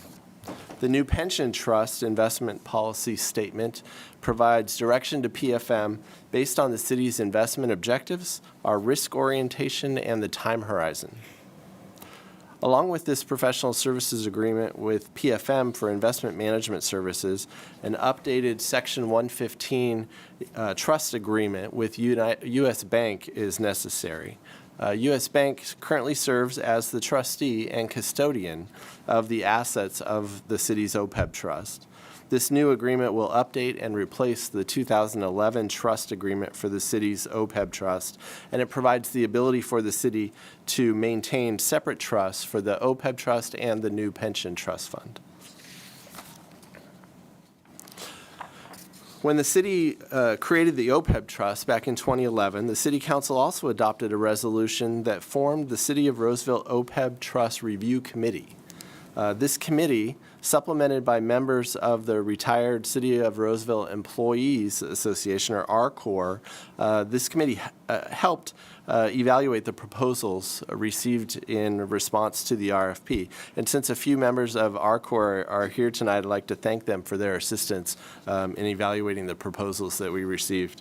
On a parallel timeline of reviewing the proposals, the committee discussed and provided recommendations to city staff who are recommending tonight updates through a new resolution to clarify the committee's roles and responsibilities and to expand the number of retiree representatives on the OPEB Trust Review Committee from 1 retiree to 4 retirees. This change will bring the committee membership to 11 total. 1 member from each of the city's labor groups, which is 5 labor groups, 4 retirees, the city HR director, human resources director, and my position, the assistant city manager, CFO. The new pension trust investment, the OPEB Trust Review Committee, part of their role is to meet quarterly with PFM, the investment advisor, to review the performance of the trust and the asset allocation. As part of this presentation, each year, the OPEB Trust Review Committee confirms that PFM is making reasonable investment decisions that are consistent with the OPEB Trust investment policy statement that has been approved by the City Council. There's a report attached to this council communication titled Fiscal Year 2022-2023 OPEB Trust Portfolio Investment Performance that summarizes for last year the growth in the portfolio, the performance, and the asset allocation for last fiscal year. And you can see that the OPEB Trust portfolio performance for last fiscal year returned slightly more than 8%, compared to the actuarial assumption of 5.75% for the OPEB plan. You also notice the portfolio underperformed compared to the benchmark for last year, but over the longer term, PFM has beat their benchmark over the past 3, 5, 7, and since inception, which was that 2011 when the city formed the trust. The estimated cost of the investment management services with PFM is approximately $245 per year under their proposal based on the current portfolio balances, with a fee cap in the first year of $220,000. The fees for both PFM and U.S. Bank are assessed based on assets under management, which is a traditional method of calculating fees for these type of arrangements, which means that the total fees go up as the portfolios grow, but at lower rates. And there is no direct fiscal impact to the city's general fund from these agreements, as the fees are paid directly from the trust accounts. So in closing, staff recommends council approve 3 resolutions tonight for this item, approving the professional services agreement with PFM Asset Management to continue managing the investment portfolios for the new pension trust and the existing OPEB trust. Second, approving the updated Section 115 trust agreement with U.S. Bank. And third, a resolution updating and clarifying the roles, responsibilities, and composition of the City of Roseville OPEB Trust Investment Review Committee. And then finally, council accepting the investment portfolio performance for the OPEB Trust for last fiscal year. This concludes my presentation. I'm available to answer any questions. Great. Council have any questions for, yeah, go ahead. What is the benchmark? Sorry to put you on the spot. Okay. What are they comparing to? Sure. They have a blended benchmark based on the asset allocation that we have for the portfolio. So for each component of the portfolio, whether it's equities or fixed income bonds, they have a different benchmark for each category of investments, and then they blend that to compare their performance against. Okay. Thank you. Great. Any other questions? All right, I'll open it up for public comment. Anybody want to tackle the math on this? Okay, I'll close public comment, bring it back, see if the council has any additional comments or questions. If not, I'll ask clerk to read the motion. Thank you, Mr. Mayor. On item 8.3, the City Council will consider adopting Resolution Number 24-020, approving a professional services agreement by and between the City of Roseville and PFM Asset Management, LLC, and authorizing the city manager to execute it on behalf of the City of Roseville, and adopting Resolution Number 24-021, approving Section 115 Trust Agreement by and between the City of Roseville and U.S. Bank National Association, and lastly, authorizing the city manager to execute on behalf of the City of Roseville, and adopting Resolution Number 24-022, the City of Roseville OPEB Trust Investment Review Committee. And with that, Mr. Mayor, may I please have a motion to approve? So moved. Second. Thank you. We have a motion on the floor with a second. We'll start a roll call with Vice Mayor Bernasconi. Yes. Councilmember Alvord. Yes. Councilmember Mendoza. Yes. Councilmember Rakucci. Yes. And Mayor Haudashelt. Thank you. All right, thank you. Are you up next as well? Yes, I am. Wow. All right, item 8.4, development impact fee reports for fiscal year ended June 30th, 2023. You're on. Again. This item is an annual report required by state law. The Mitigation Fee Act, which is regularly referred to as AB 1600, is state law in the California Government Code, Section 66,000. This Mitigation Fee Act authorizes a local government, including the City of Roseville, to impose fees on specific development projects to defray the cost of new or additional public facilities that are needed to serve those developments. Development impact fees are charged by local governments in connection with approval of development projects. A nexus study is prepared that identifies the projects that need to be funded, the project costs, and sets the appropriate fee or fees. And the purpose of these fees, again, is to defray all or a portion of the cost of public facilities related to a particular development project. In Roseville, development impact fees are generally collected at the time of building permit for the purpose of mitigating the impacts that are caused by new development on the city's facilities and infrastructure. And on this slide are examples of some of the city's development impact fees that are collected and used to finance acquisition, construction, or improvement of public facilities and infrastructure related to new development. The Mitigation Fee Act also requires any local agency that imposes impact fees to prepare an annual report that provides specific information about those fees.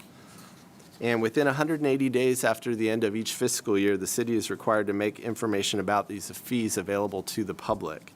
The reporting requirements include a brief description of the type of each fee, the amount of each fee, the beginning and ending balance of the account or fund that the fee is in, the amount of the fees collected and the interest earned on those fees, and an identification of each public improvement project.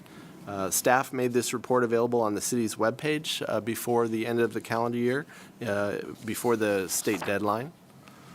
And again, this is a required annual report, and no council action is necessary, but I'm available to answer any questions that you might have. Questions from the council? Seeing none, I'll open it for public comment.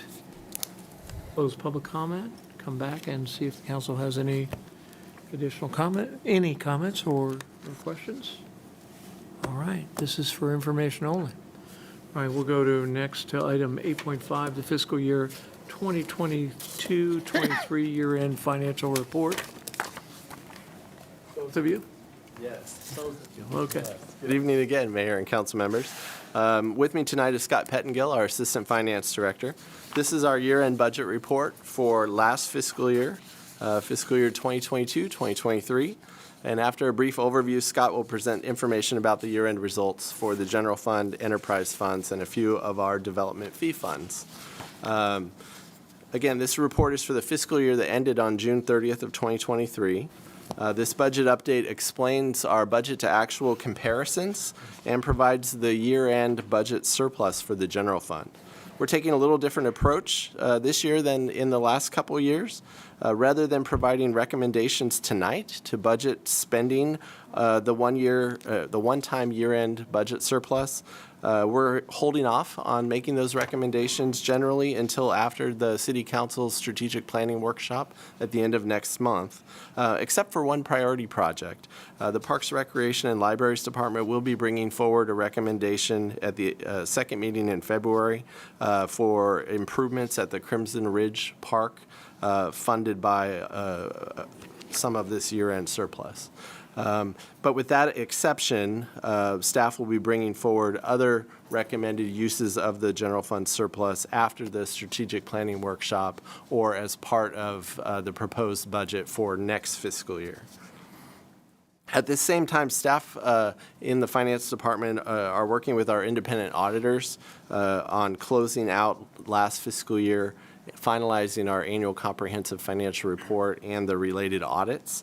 We anticipate bringing those audit reports to the City Council over the next couple months. Although we're still in the process of completing those audits, at this point in the year-end process, we have an accurate picture of how we ended last fiscal year. And so staff have summarized the budget results into this year-end budget report that Scott will present to you. On some of the city's primary funds. Although I think it's important to recognize that the city has over 200 funds that we have to budget and account for each fiscal year. Before I hand it over to Scott, I also just want to take this opportunity to acknowledge the finance accounting team, as well as staff across the city and all of our departments who have a role in helping close the books each fiscal year. The year-end close process for a city our size is complex, takes many months, and we have an amazing team of finance professionals in the city, and I want to make sure they're recognized for all their hard work closing the books. With that, I'll hand the presentation over to Scott. Thank you, Dennis. So as Dennis mentioned, I'll begin with an overview of our fiscal year 23 general fund results. Overall, the general fund ended fiscal year 23 with $14.2 million surplus, consisting of approximately $5.3 million in revenues received over budget and $8.9 million in expenditure savings. Fiscal year 23 saw conditions that remained unsettled coming out of COVID-19. This include rising costs for equipment, fuels, supplies, materials, supply chain problems, as well as challenges filling vacant positions. Sales tax revenues did fall short of our budget estimates as we had anticipated, but property taxes and some other revenues, specifically those related to new development, exceeded our estimates, which offset that shortfall in sales tax. Overall, these positive revenue results, coupled with general fund expenditure savings coming in under budget, led to a net positive results of about $14.2 million and a net increase into our general fund balance. Now I'll focus more on just our general fund revenues. This slide provides an overview of the larger general fund revenue sources and the factors that contributed to our $5.3 million in positive revenue results.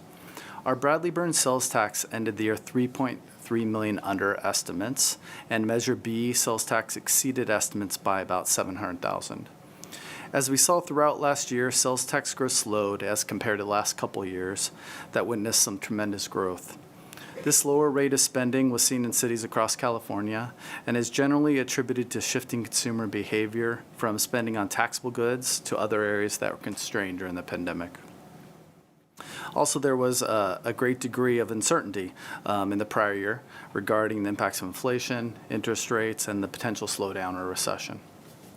Property tax revenues exceeded estimates by $3 million, reaching $67.6 million compared to our budget estimate of $64.6 million.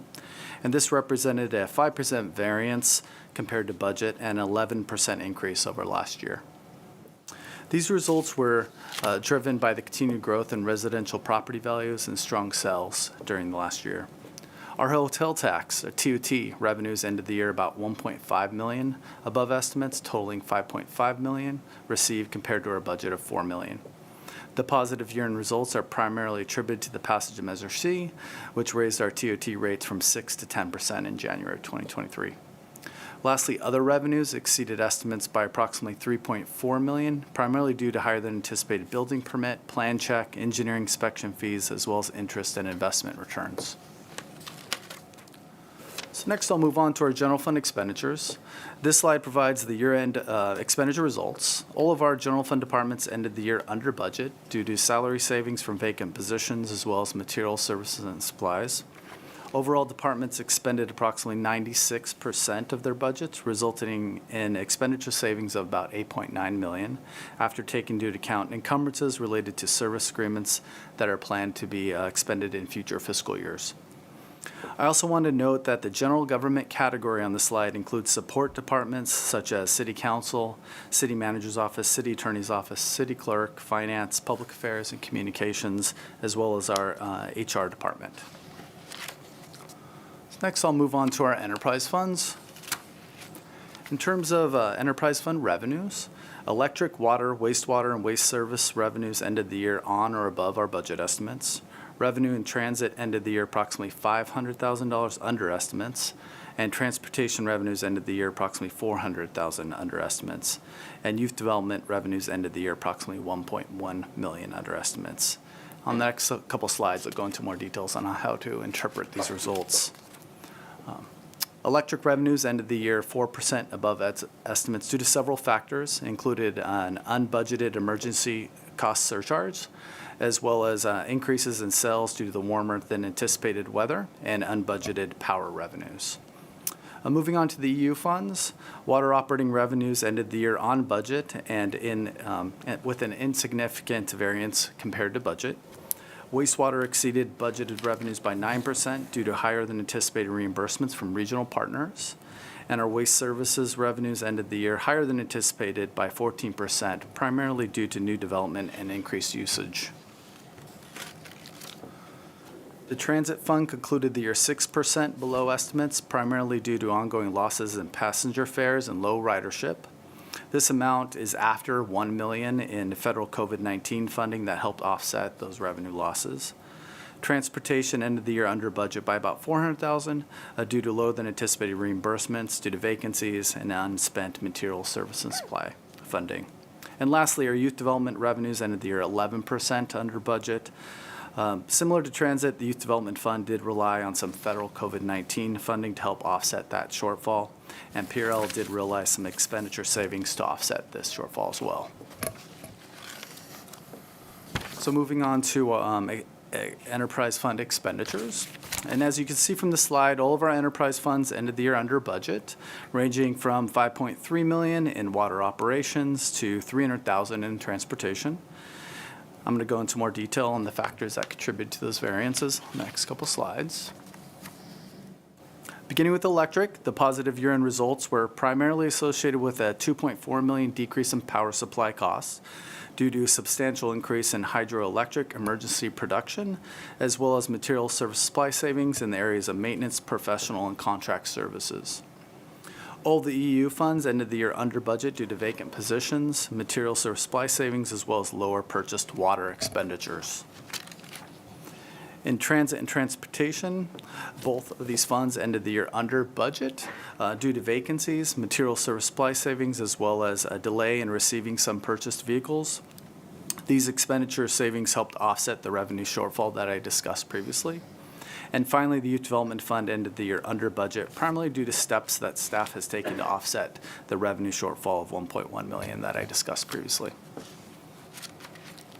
Next, I'll move on to some other notable funds, including the fire facilities, public facilities, and strategic development funds. Revenues in each of these funds exceeded all of our budget estimates, with fire facilities exceeding estimates by $300,000, public facilities ending the year $3 million above estimates, and strategic improvement ending the year $400,000 above estimates.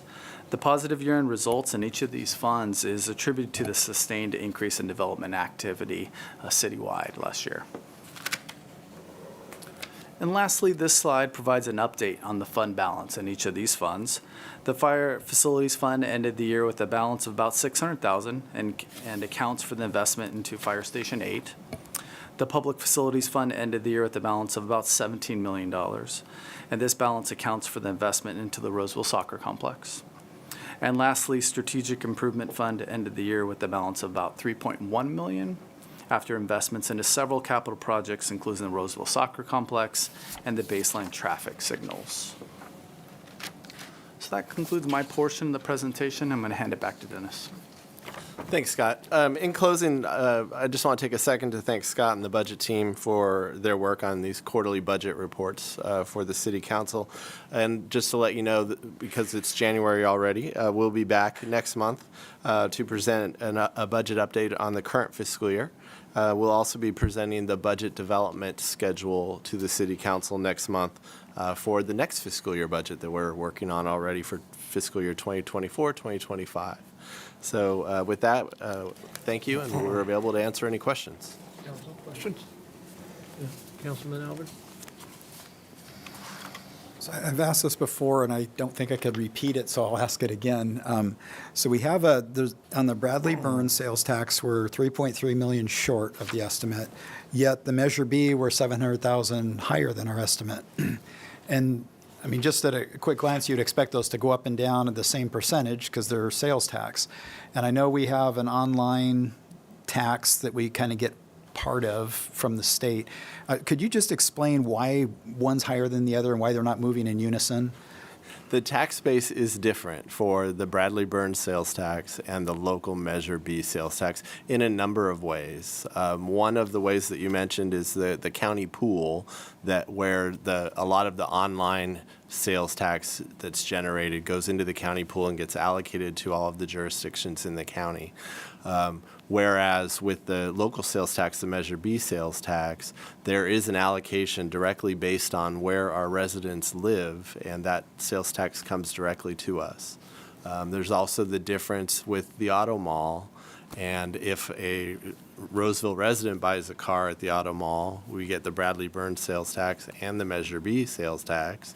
But if a Sacramento resident buys a vehicle at the auto mall, we get the Bradley Burns sales tax, but Sacramento gets their local sales tax. So the tax base is different on both of them, and it makes the projection of both taxes a little bit more difficult.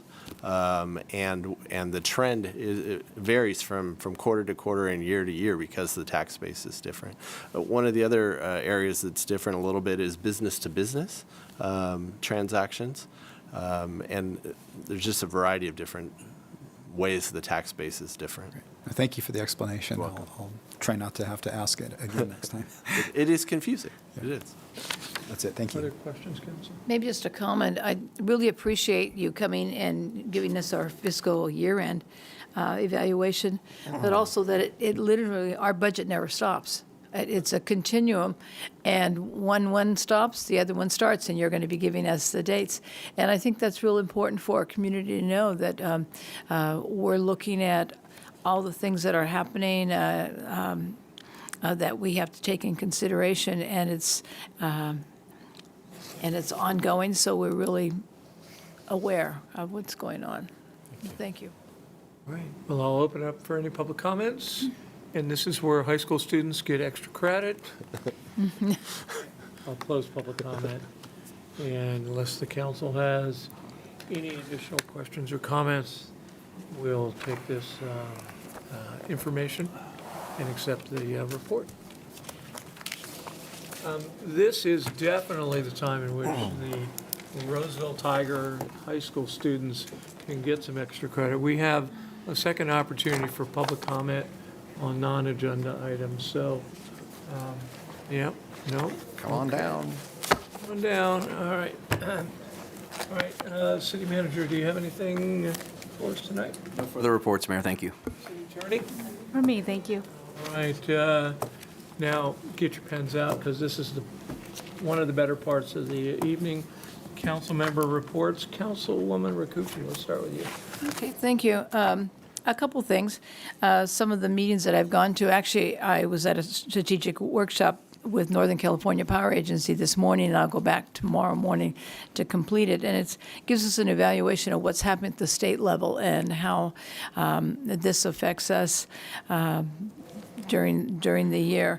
And also, I've had some other NCPA meetings when we're looking at our geothermal, which is where we can make energy within a steam field, and making sure our equipment is functioning well, and if it isn't, if it needs to be repaired. So we've had a couple of meetings like that. And I think that's about my meetings, but I will go into being at some functions recently, along with many of the council members here, and it's at the Junction, and it's between the Galleria and I think Villa Sports in that area, and it's going to be pickleball. It's some things that are coming out. It's pickleball, and then it's electronic pickleball. It's kind of like with our Top Golf, and that's electronic. And so that's going to happen. There's some really interesting restaurants that are going to be there. And there's also eventually going to be a couple of hotels in that area for our guests that come to Roseville and visit families here and do a lot of sports events here. But the first things that they're going to build first is the pickleball. And so that's going to be pretty exciting. And and one other thing, I want to thank Kaiser Hospital here in Roseville. One of my family members was hospitalized over the weekend, and the doctors and nurses and the healthcare team were excellent. And they had a lot of patients, a lot of people going in, and they were really super busy. But they took all of us, my family and others, and they did an excellent job, and I want to thank them. That's high praise from a nurse. Yeah. Councilmember Mendoza. Just a couple things, report out, and then two recognitions. The RPAL, the Roseville Police Athletics League, which was one of my council assignments, met, and we discussed, we have a new Taekwondo instructor. Our council member, Albert, is the president of RPAL this year. We've got some, that's starting up. We discussed Bacon and Brew in October. If you haven't started looking that far into your calendar yet, I'd encourage you to put that on your calendar. And we're discussing some of our summer programs. The website will start being updated to reflect those. And then the other items that were discussed were just basically other internal organizational matters. LAFCO and Law and Regulatory will meet next week, so I'll report out on that at the next council meeting. And then I just want to give two shout outs. One, with the intermittent rains and storms that we've had, great job to our city crews out there in the areas where we do experience routine flooding in some of our major roadways. They've done an excellent job. I've seen less of that flooding than I have in recent storms, and so I just want to recognize them for the hard work they do. It's not glamorous, and they're usually out there dodging cars that should be going way slower than they are. So I definitely think they deserve recognition for the job that they do. And then over the weekend, I was out at the grounds for a volleyball tournament, and I had the opportunity to speak with several parents of daughters who were out here from the Bay Area in Reno and even as far as Southern California. And a few of them made a comment to me about just how great and how much they love coming to Roseville. They expressed one thing that they wanted me to take back to the council was how safe that they felt having their daughters being able to go out at 8 o'clock, 7 o'clock when it got dark, and the amount of activities that were in entertainment and shopping that was available. They felt that obviously in certain areas where they came from that they would not trust their daughters to be out and doing those things at that time of the evening after it got dark. And they wanted to acknowledge our police and fire and just basically the city departments. So Dawn, please pass that along to the appropriate directors and departments. They were very complimentary of the city and expressed a very, very high, gave the city very high marks. Just basically how he operated from day to day. So I wanted to pass that along as well. So thank you, Mayor. All right. Councilman Albert. Got to attend, I go to a lot of the Arcona Neighborhood Association meetings that are on the west side of town especially, and so visit with Creekview and Solaire and then West Park and Fitiment. Love that community members are taking ownership of their own neighborhood and just trying to help get information out. And that's really important, I think, to a lot of other neighbors. So I appreciate what they do. Attended the Placer County Candidates Forum with several people here. Our Placer County supervisors are in districts, but they do represent all of us. They make decisions that affect all of us. So I do hope you get interested in who's running, and even if you can't vote for them, you can support them or not support them, whatever you think there. The Western Placer Waste Management Authority, we're part of the JPA, and we're making it independent. So instead of being kind of county managed, we're actually hiring an independent director. And so we're starting the process, I think it's next week. We're starting the process soon of actually interviewing, the interview process. So that'll take several months to get through. A few of us went to the Martin Luther King Jr. March in Rockland. It was a countywide event. Hundreds of people showed up. It was very heartwarming just to see so many different community members. We did a 1.5-mile walk, a lot of exercise. Our police were there, Roseville police were there, along with police members from other communities. And there were fire crews there, a lot of booths. It was just kind of a neat community event, and always enjoy going to that. And then the last thing is we got some results a while back about Operation Grinch, and we kind of talked about it briefly before, but our police did a real big sting operation around the holidays to really go after the people that were doing smash and grabs and theft in our retail stores. And they had some really good results. I don't have any off the top of my head, but I'm sure it's available online or will be soon.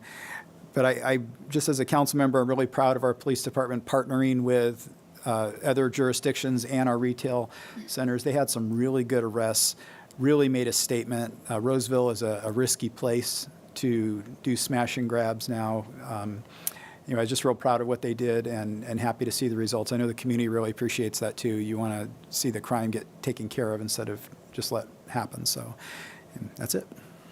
Vice Mayor Bernasconi. Thank you. Just a couple things to share of highlight over the last few weeks. Some of you might have read online that I worked with a few people in the community to raise money for the Nicole G. Scholarship Fund. I worked with them over the last month or so through Tilton Pacific Construction, and they presented a check to the scholarship coordinator, actually her office at Roseville High School, Miss Jackie Sider, and that check equated to, it ended up to be $30,500. And today I got a note that an additional check came in late, so that's at 30,800. You'll recall that the funds originally were came from the state of the city from 2022, which was about $10,000. So now we have about $40,000 to go into the scholarship for students that graduate from Roseville Joint Union High School District to express an interest in joining the military. And as the scholarship coordinator shared with the group, she said when high school seniors come in and they have a whole book of what's available for scholarships, she had to tell the students who were thinking about going into the military or enlisting that there was really nothing available for them. So that will change that, and we will hopefully these funds will last a while, but we'll also get them into the hands of people who enlist into our military and protect us. And there are many costs that go along with enlisting, such as when I was in, even trying to get back home was an expense. So, and then you probably read, this is a side note, but you probably read that our assembly member and our state senator introduced legislation on Tuesday that was going to name a portion of Highway 80 after Sergeant Nicole G. And for those that may not know, she was a Oakmont graduate who lost her life in 2021 in Afghanistan. So, looking forward to going to Germany and representing our city with our mayor and a couple of our staff members. We leave on a Saturday. We have a red eye, so don't be jealous about that. Don't be jealous. A red eye into 7:15, wheels up. Frankfurt, and we come home through Munich. One leg of the flight is 18 hours, the other one is 17 hours. So I'll have to bring work and things to do and maybe a pillow. Hydrate, melatonin. Yep. I also want to just note on the Nicole G. scholarship, and maybe for our students, I hope our students learn something this evening. There are 5 of us up here that serve on the council. None of us do it for the money at all. Most of us all have jobs unless we're fortunate enough to be retired, like our retired nurse, Pauline Ricucci. We get $600 a month. Most of us give that back in our time and contributions. And when they presented the scholarship, we were almost at that 30,000 mark. And so I shared that I would donate my $600 for the month, and so that got us over the 30,000 mark too. So I hope that you're able to share some of the things that you heard about tonight when you go back to class, and we're glad that you're all here. And the mayor gets an extra $50, which I donate monthly to Placer SPCA. As the vice mayor said, here's our packet for here, but we also have other committee assignments. Tomorrow, the Sacramento Area Council of Governments Board of Directors will hold its first meeting. They focus on transportation in the region, in the 6-county region.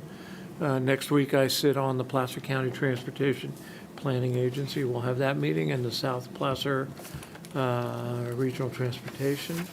I'm going to have PCTPA folks come to a council coffee I'm having on Saturday, January 20th from 9:30 to 11 at the community room in the Shelateau indoor pool. Scott mentioned MLK.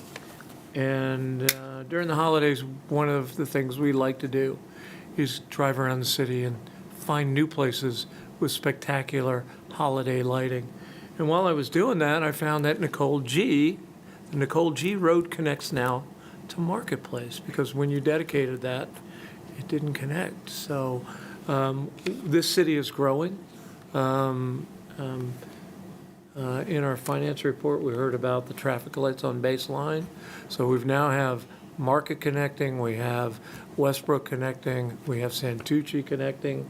So while we're a growing city, we're certainly working on making sure that folks get around. So I want to thank my council members for all their great comments, and happy 2024. And we'll be adjourned till February.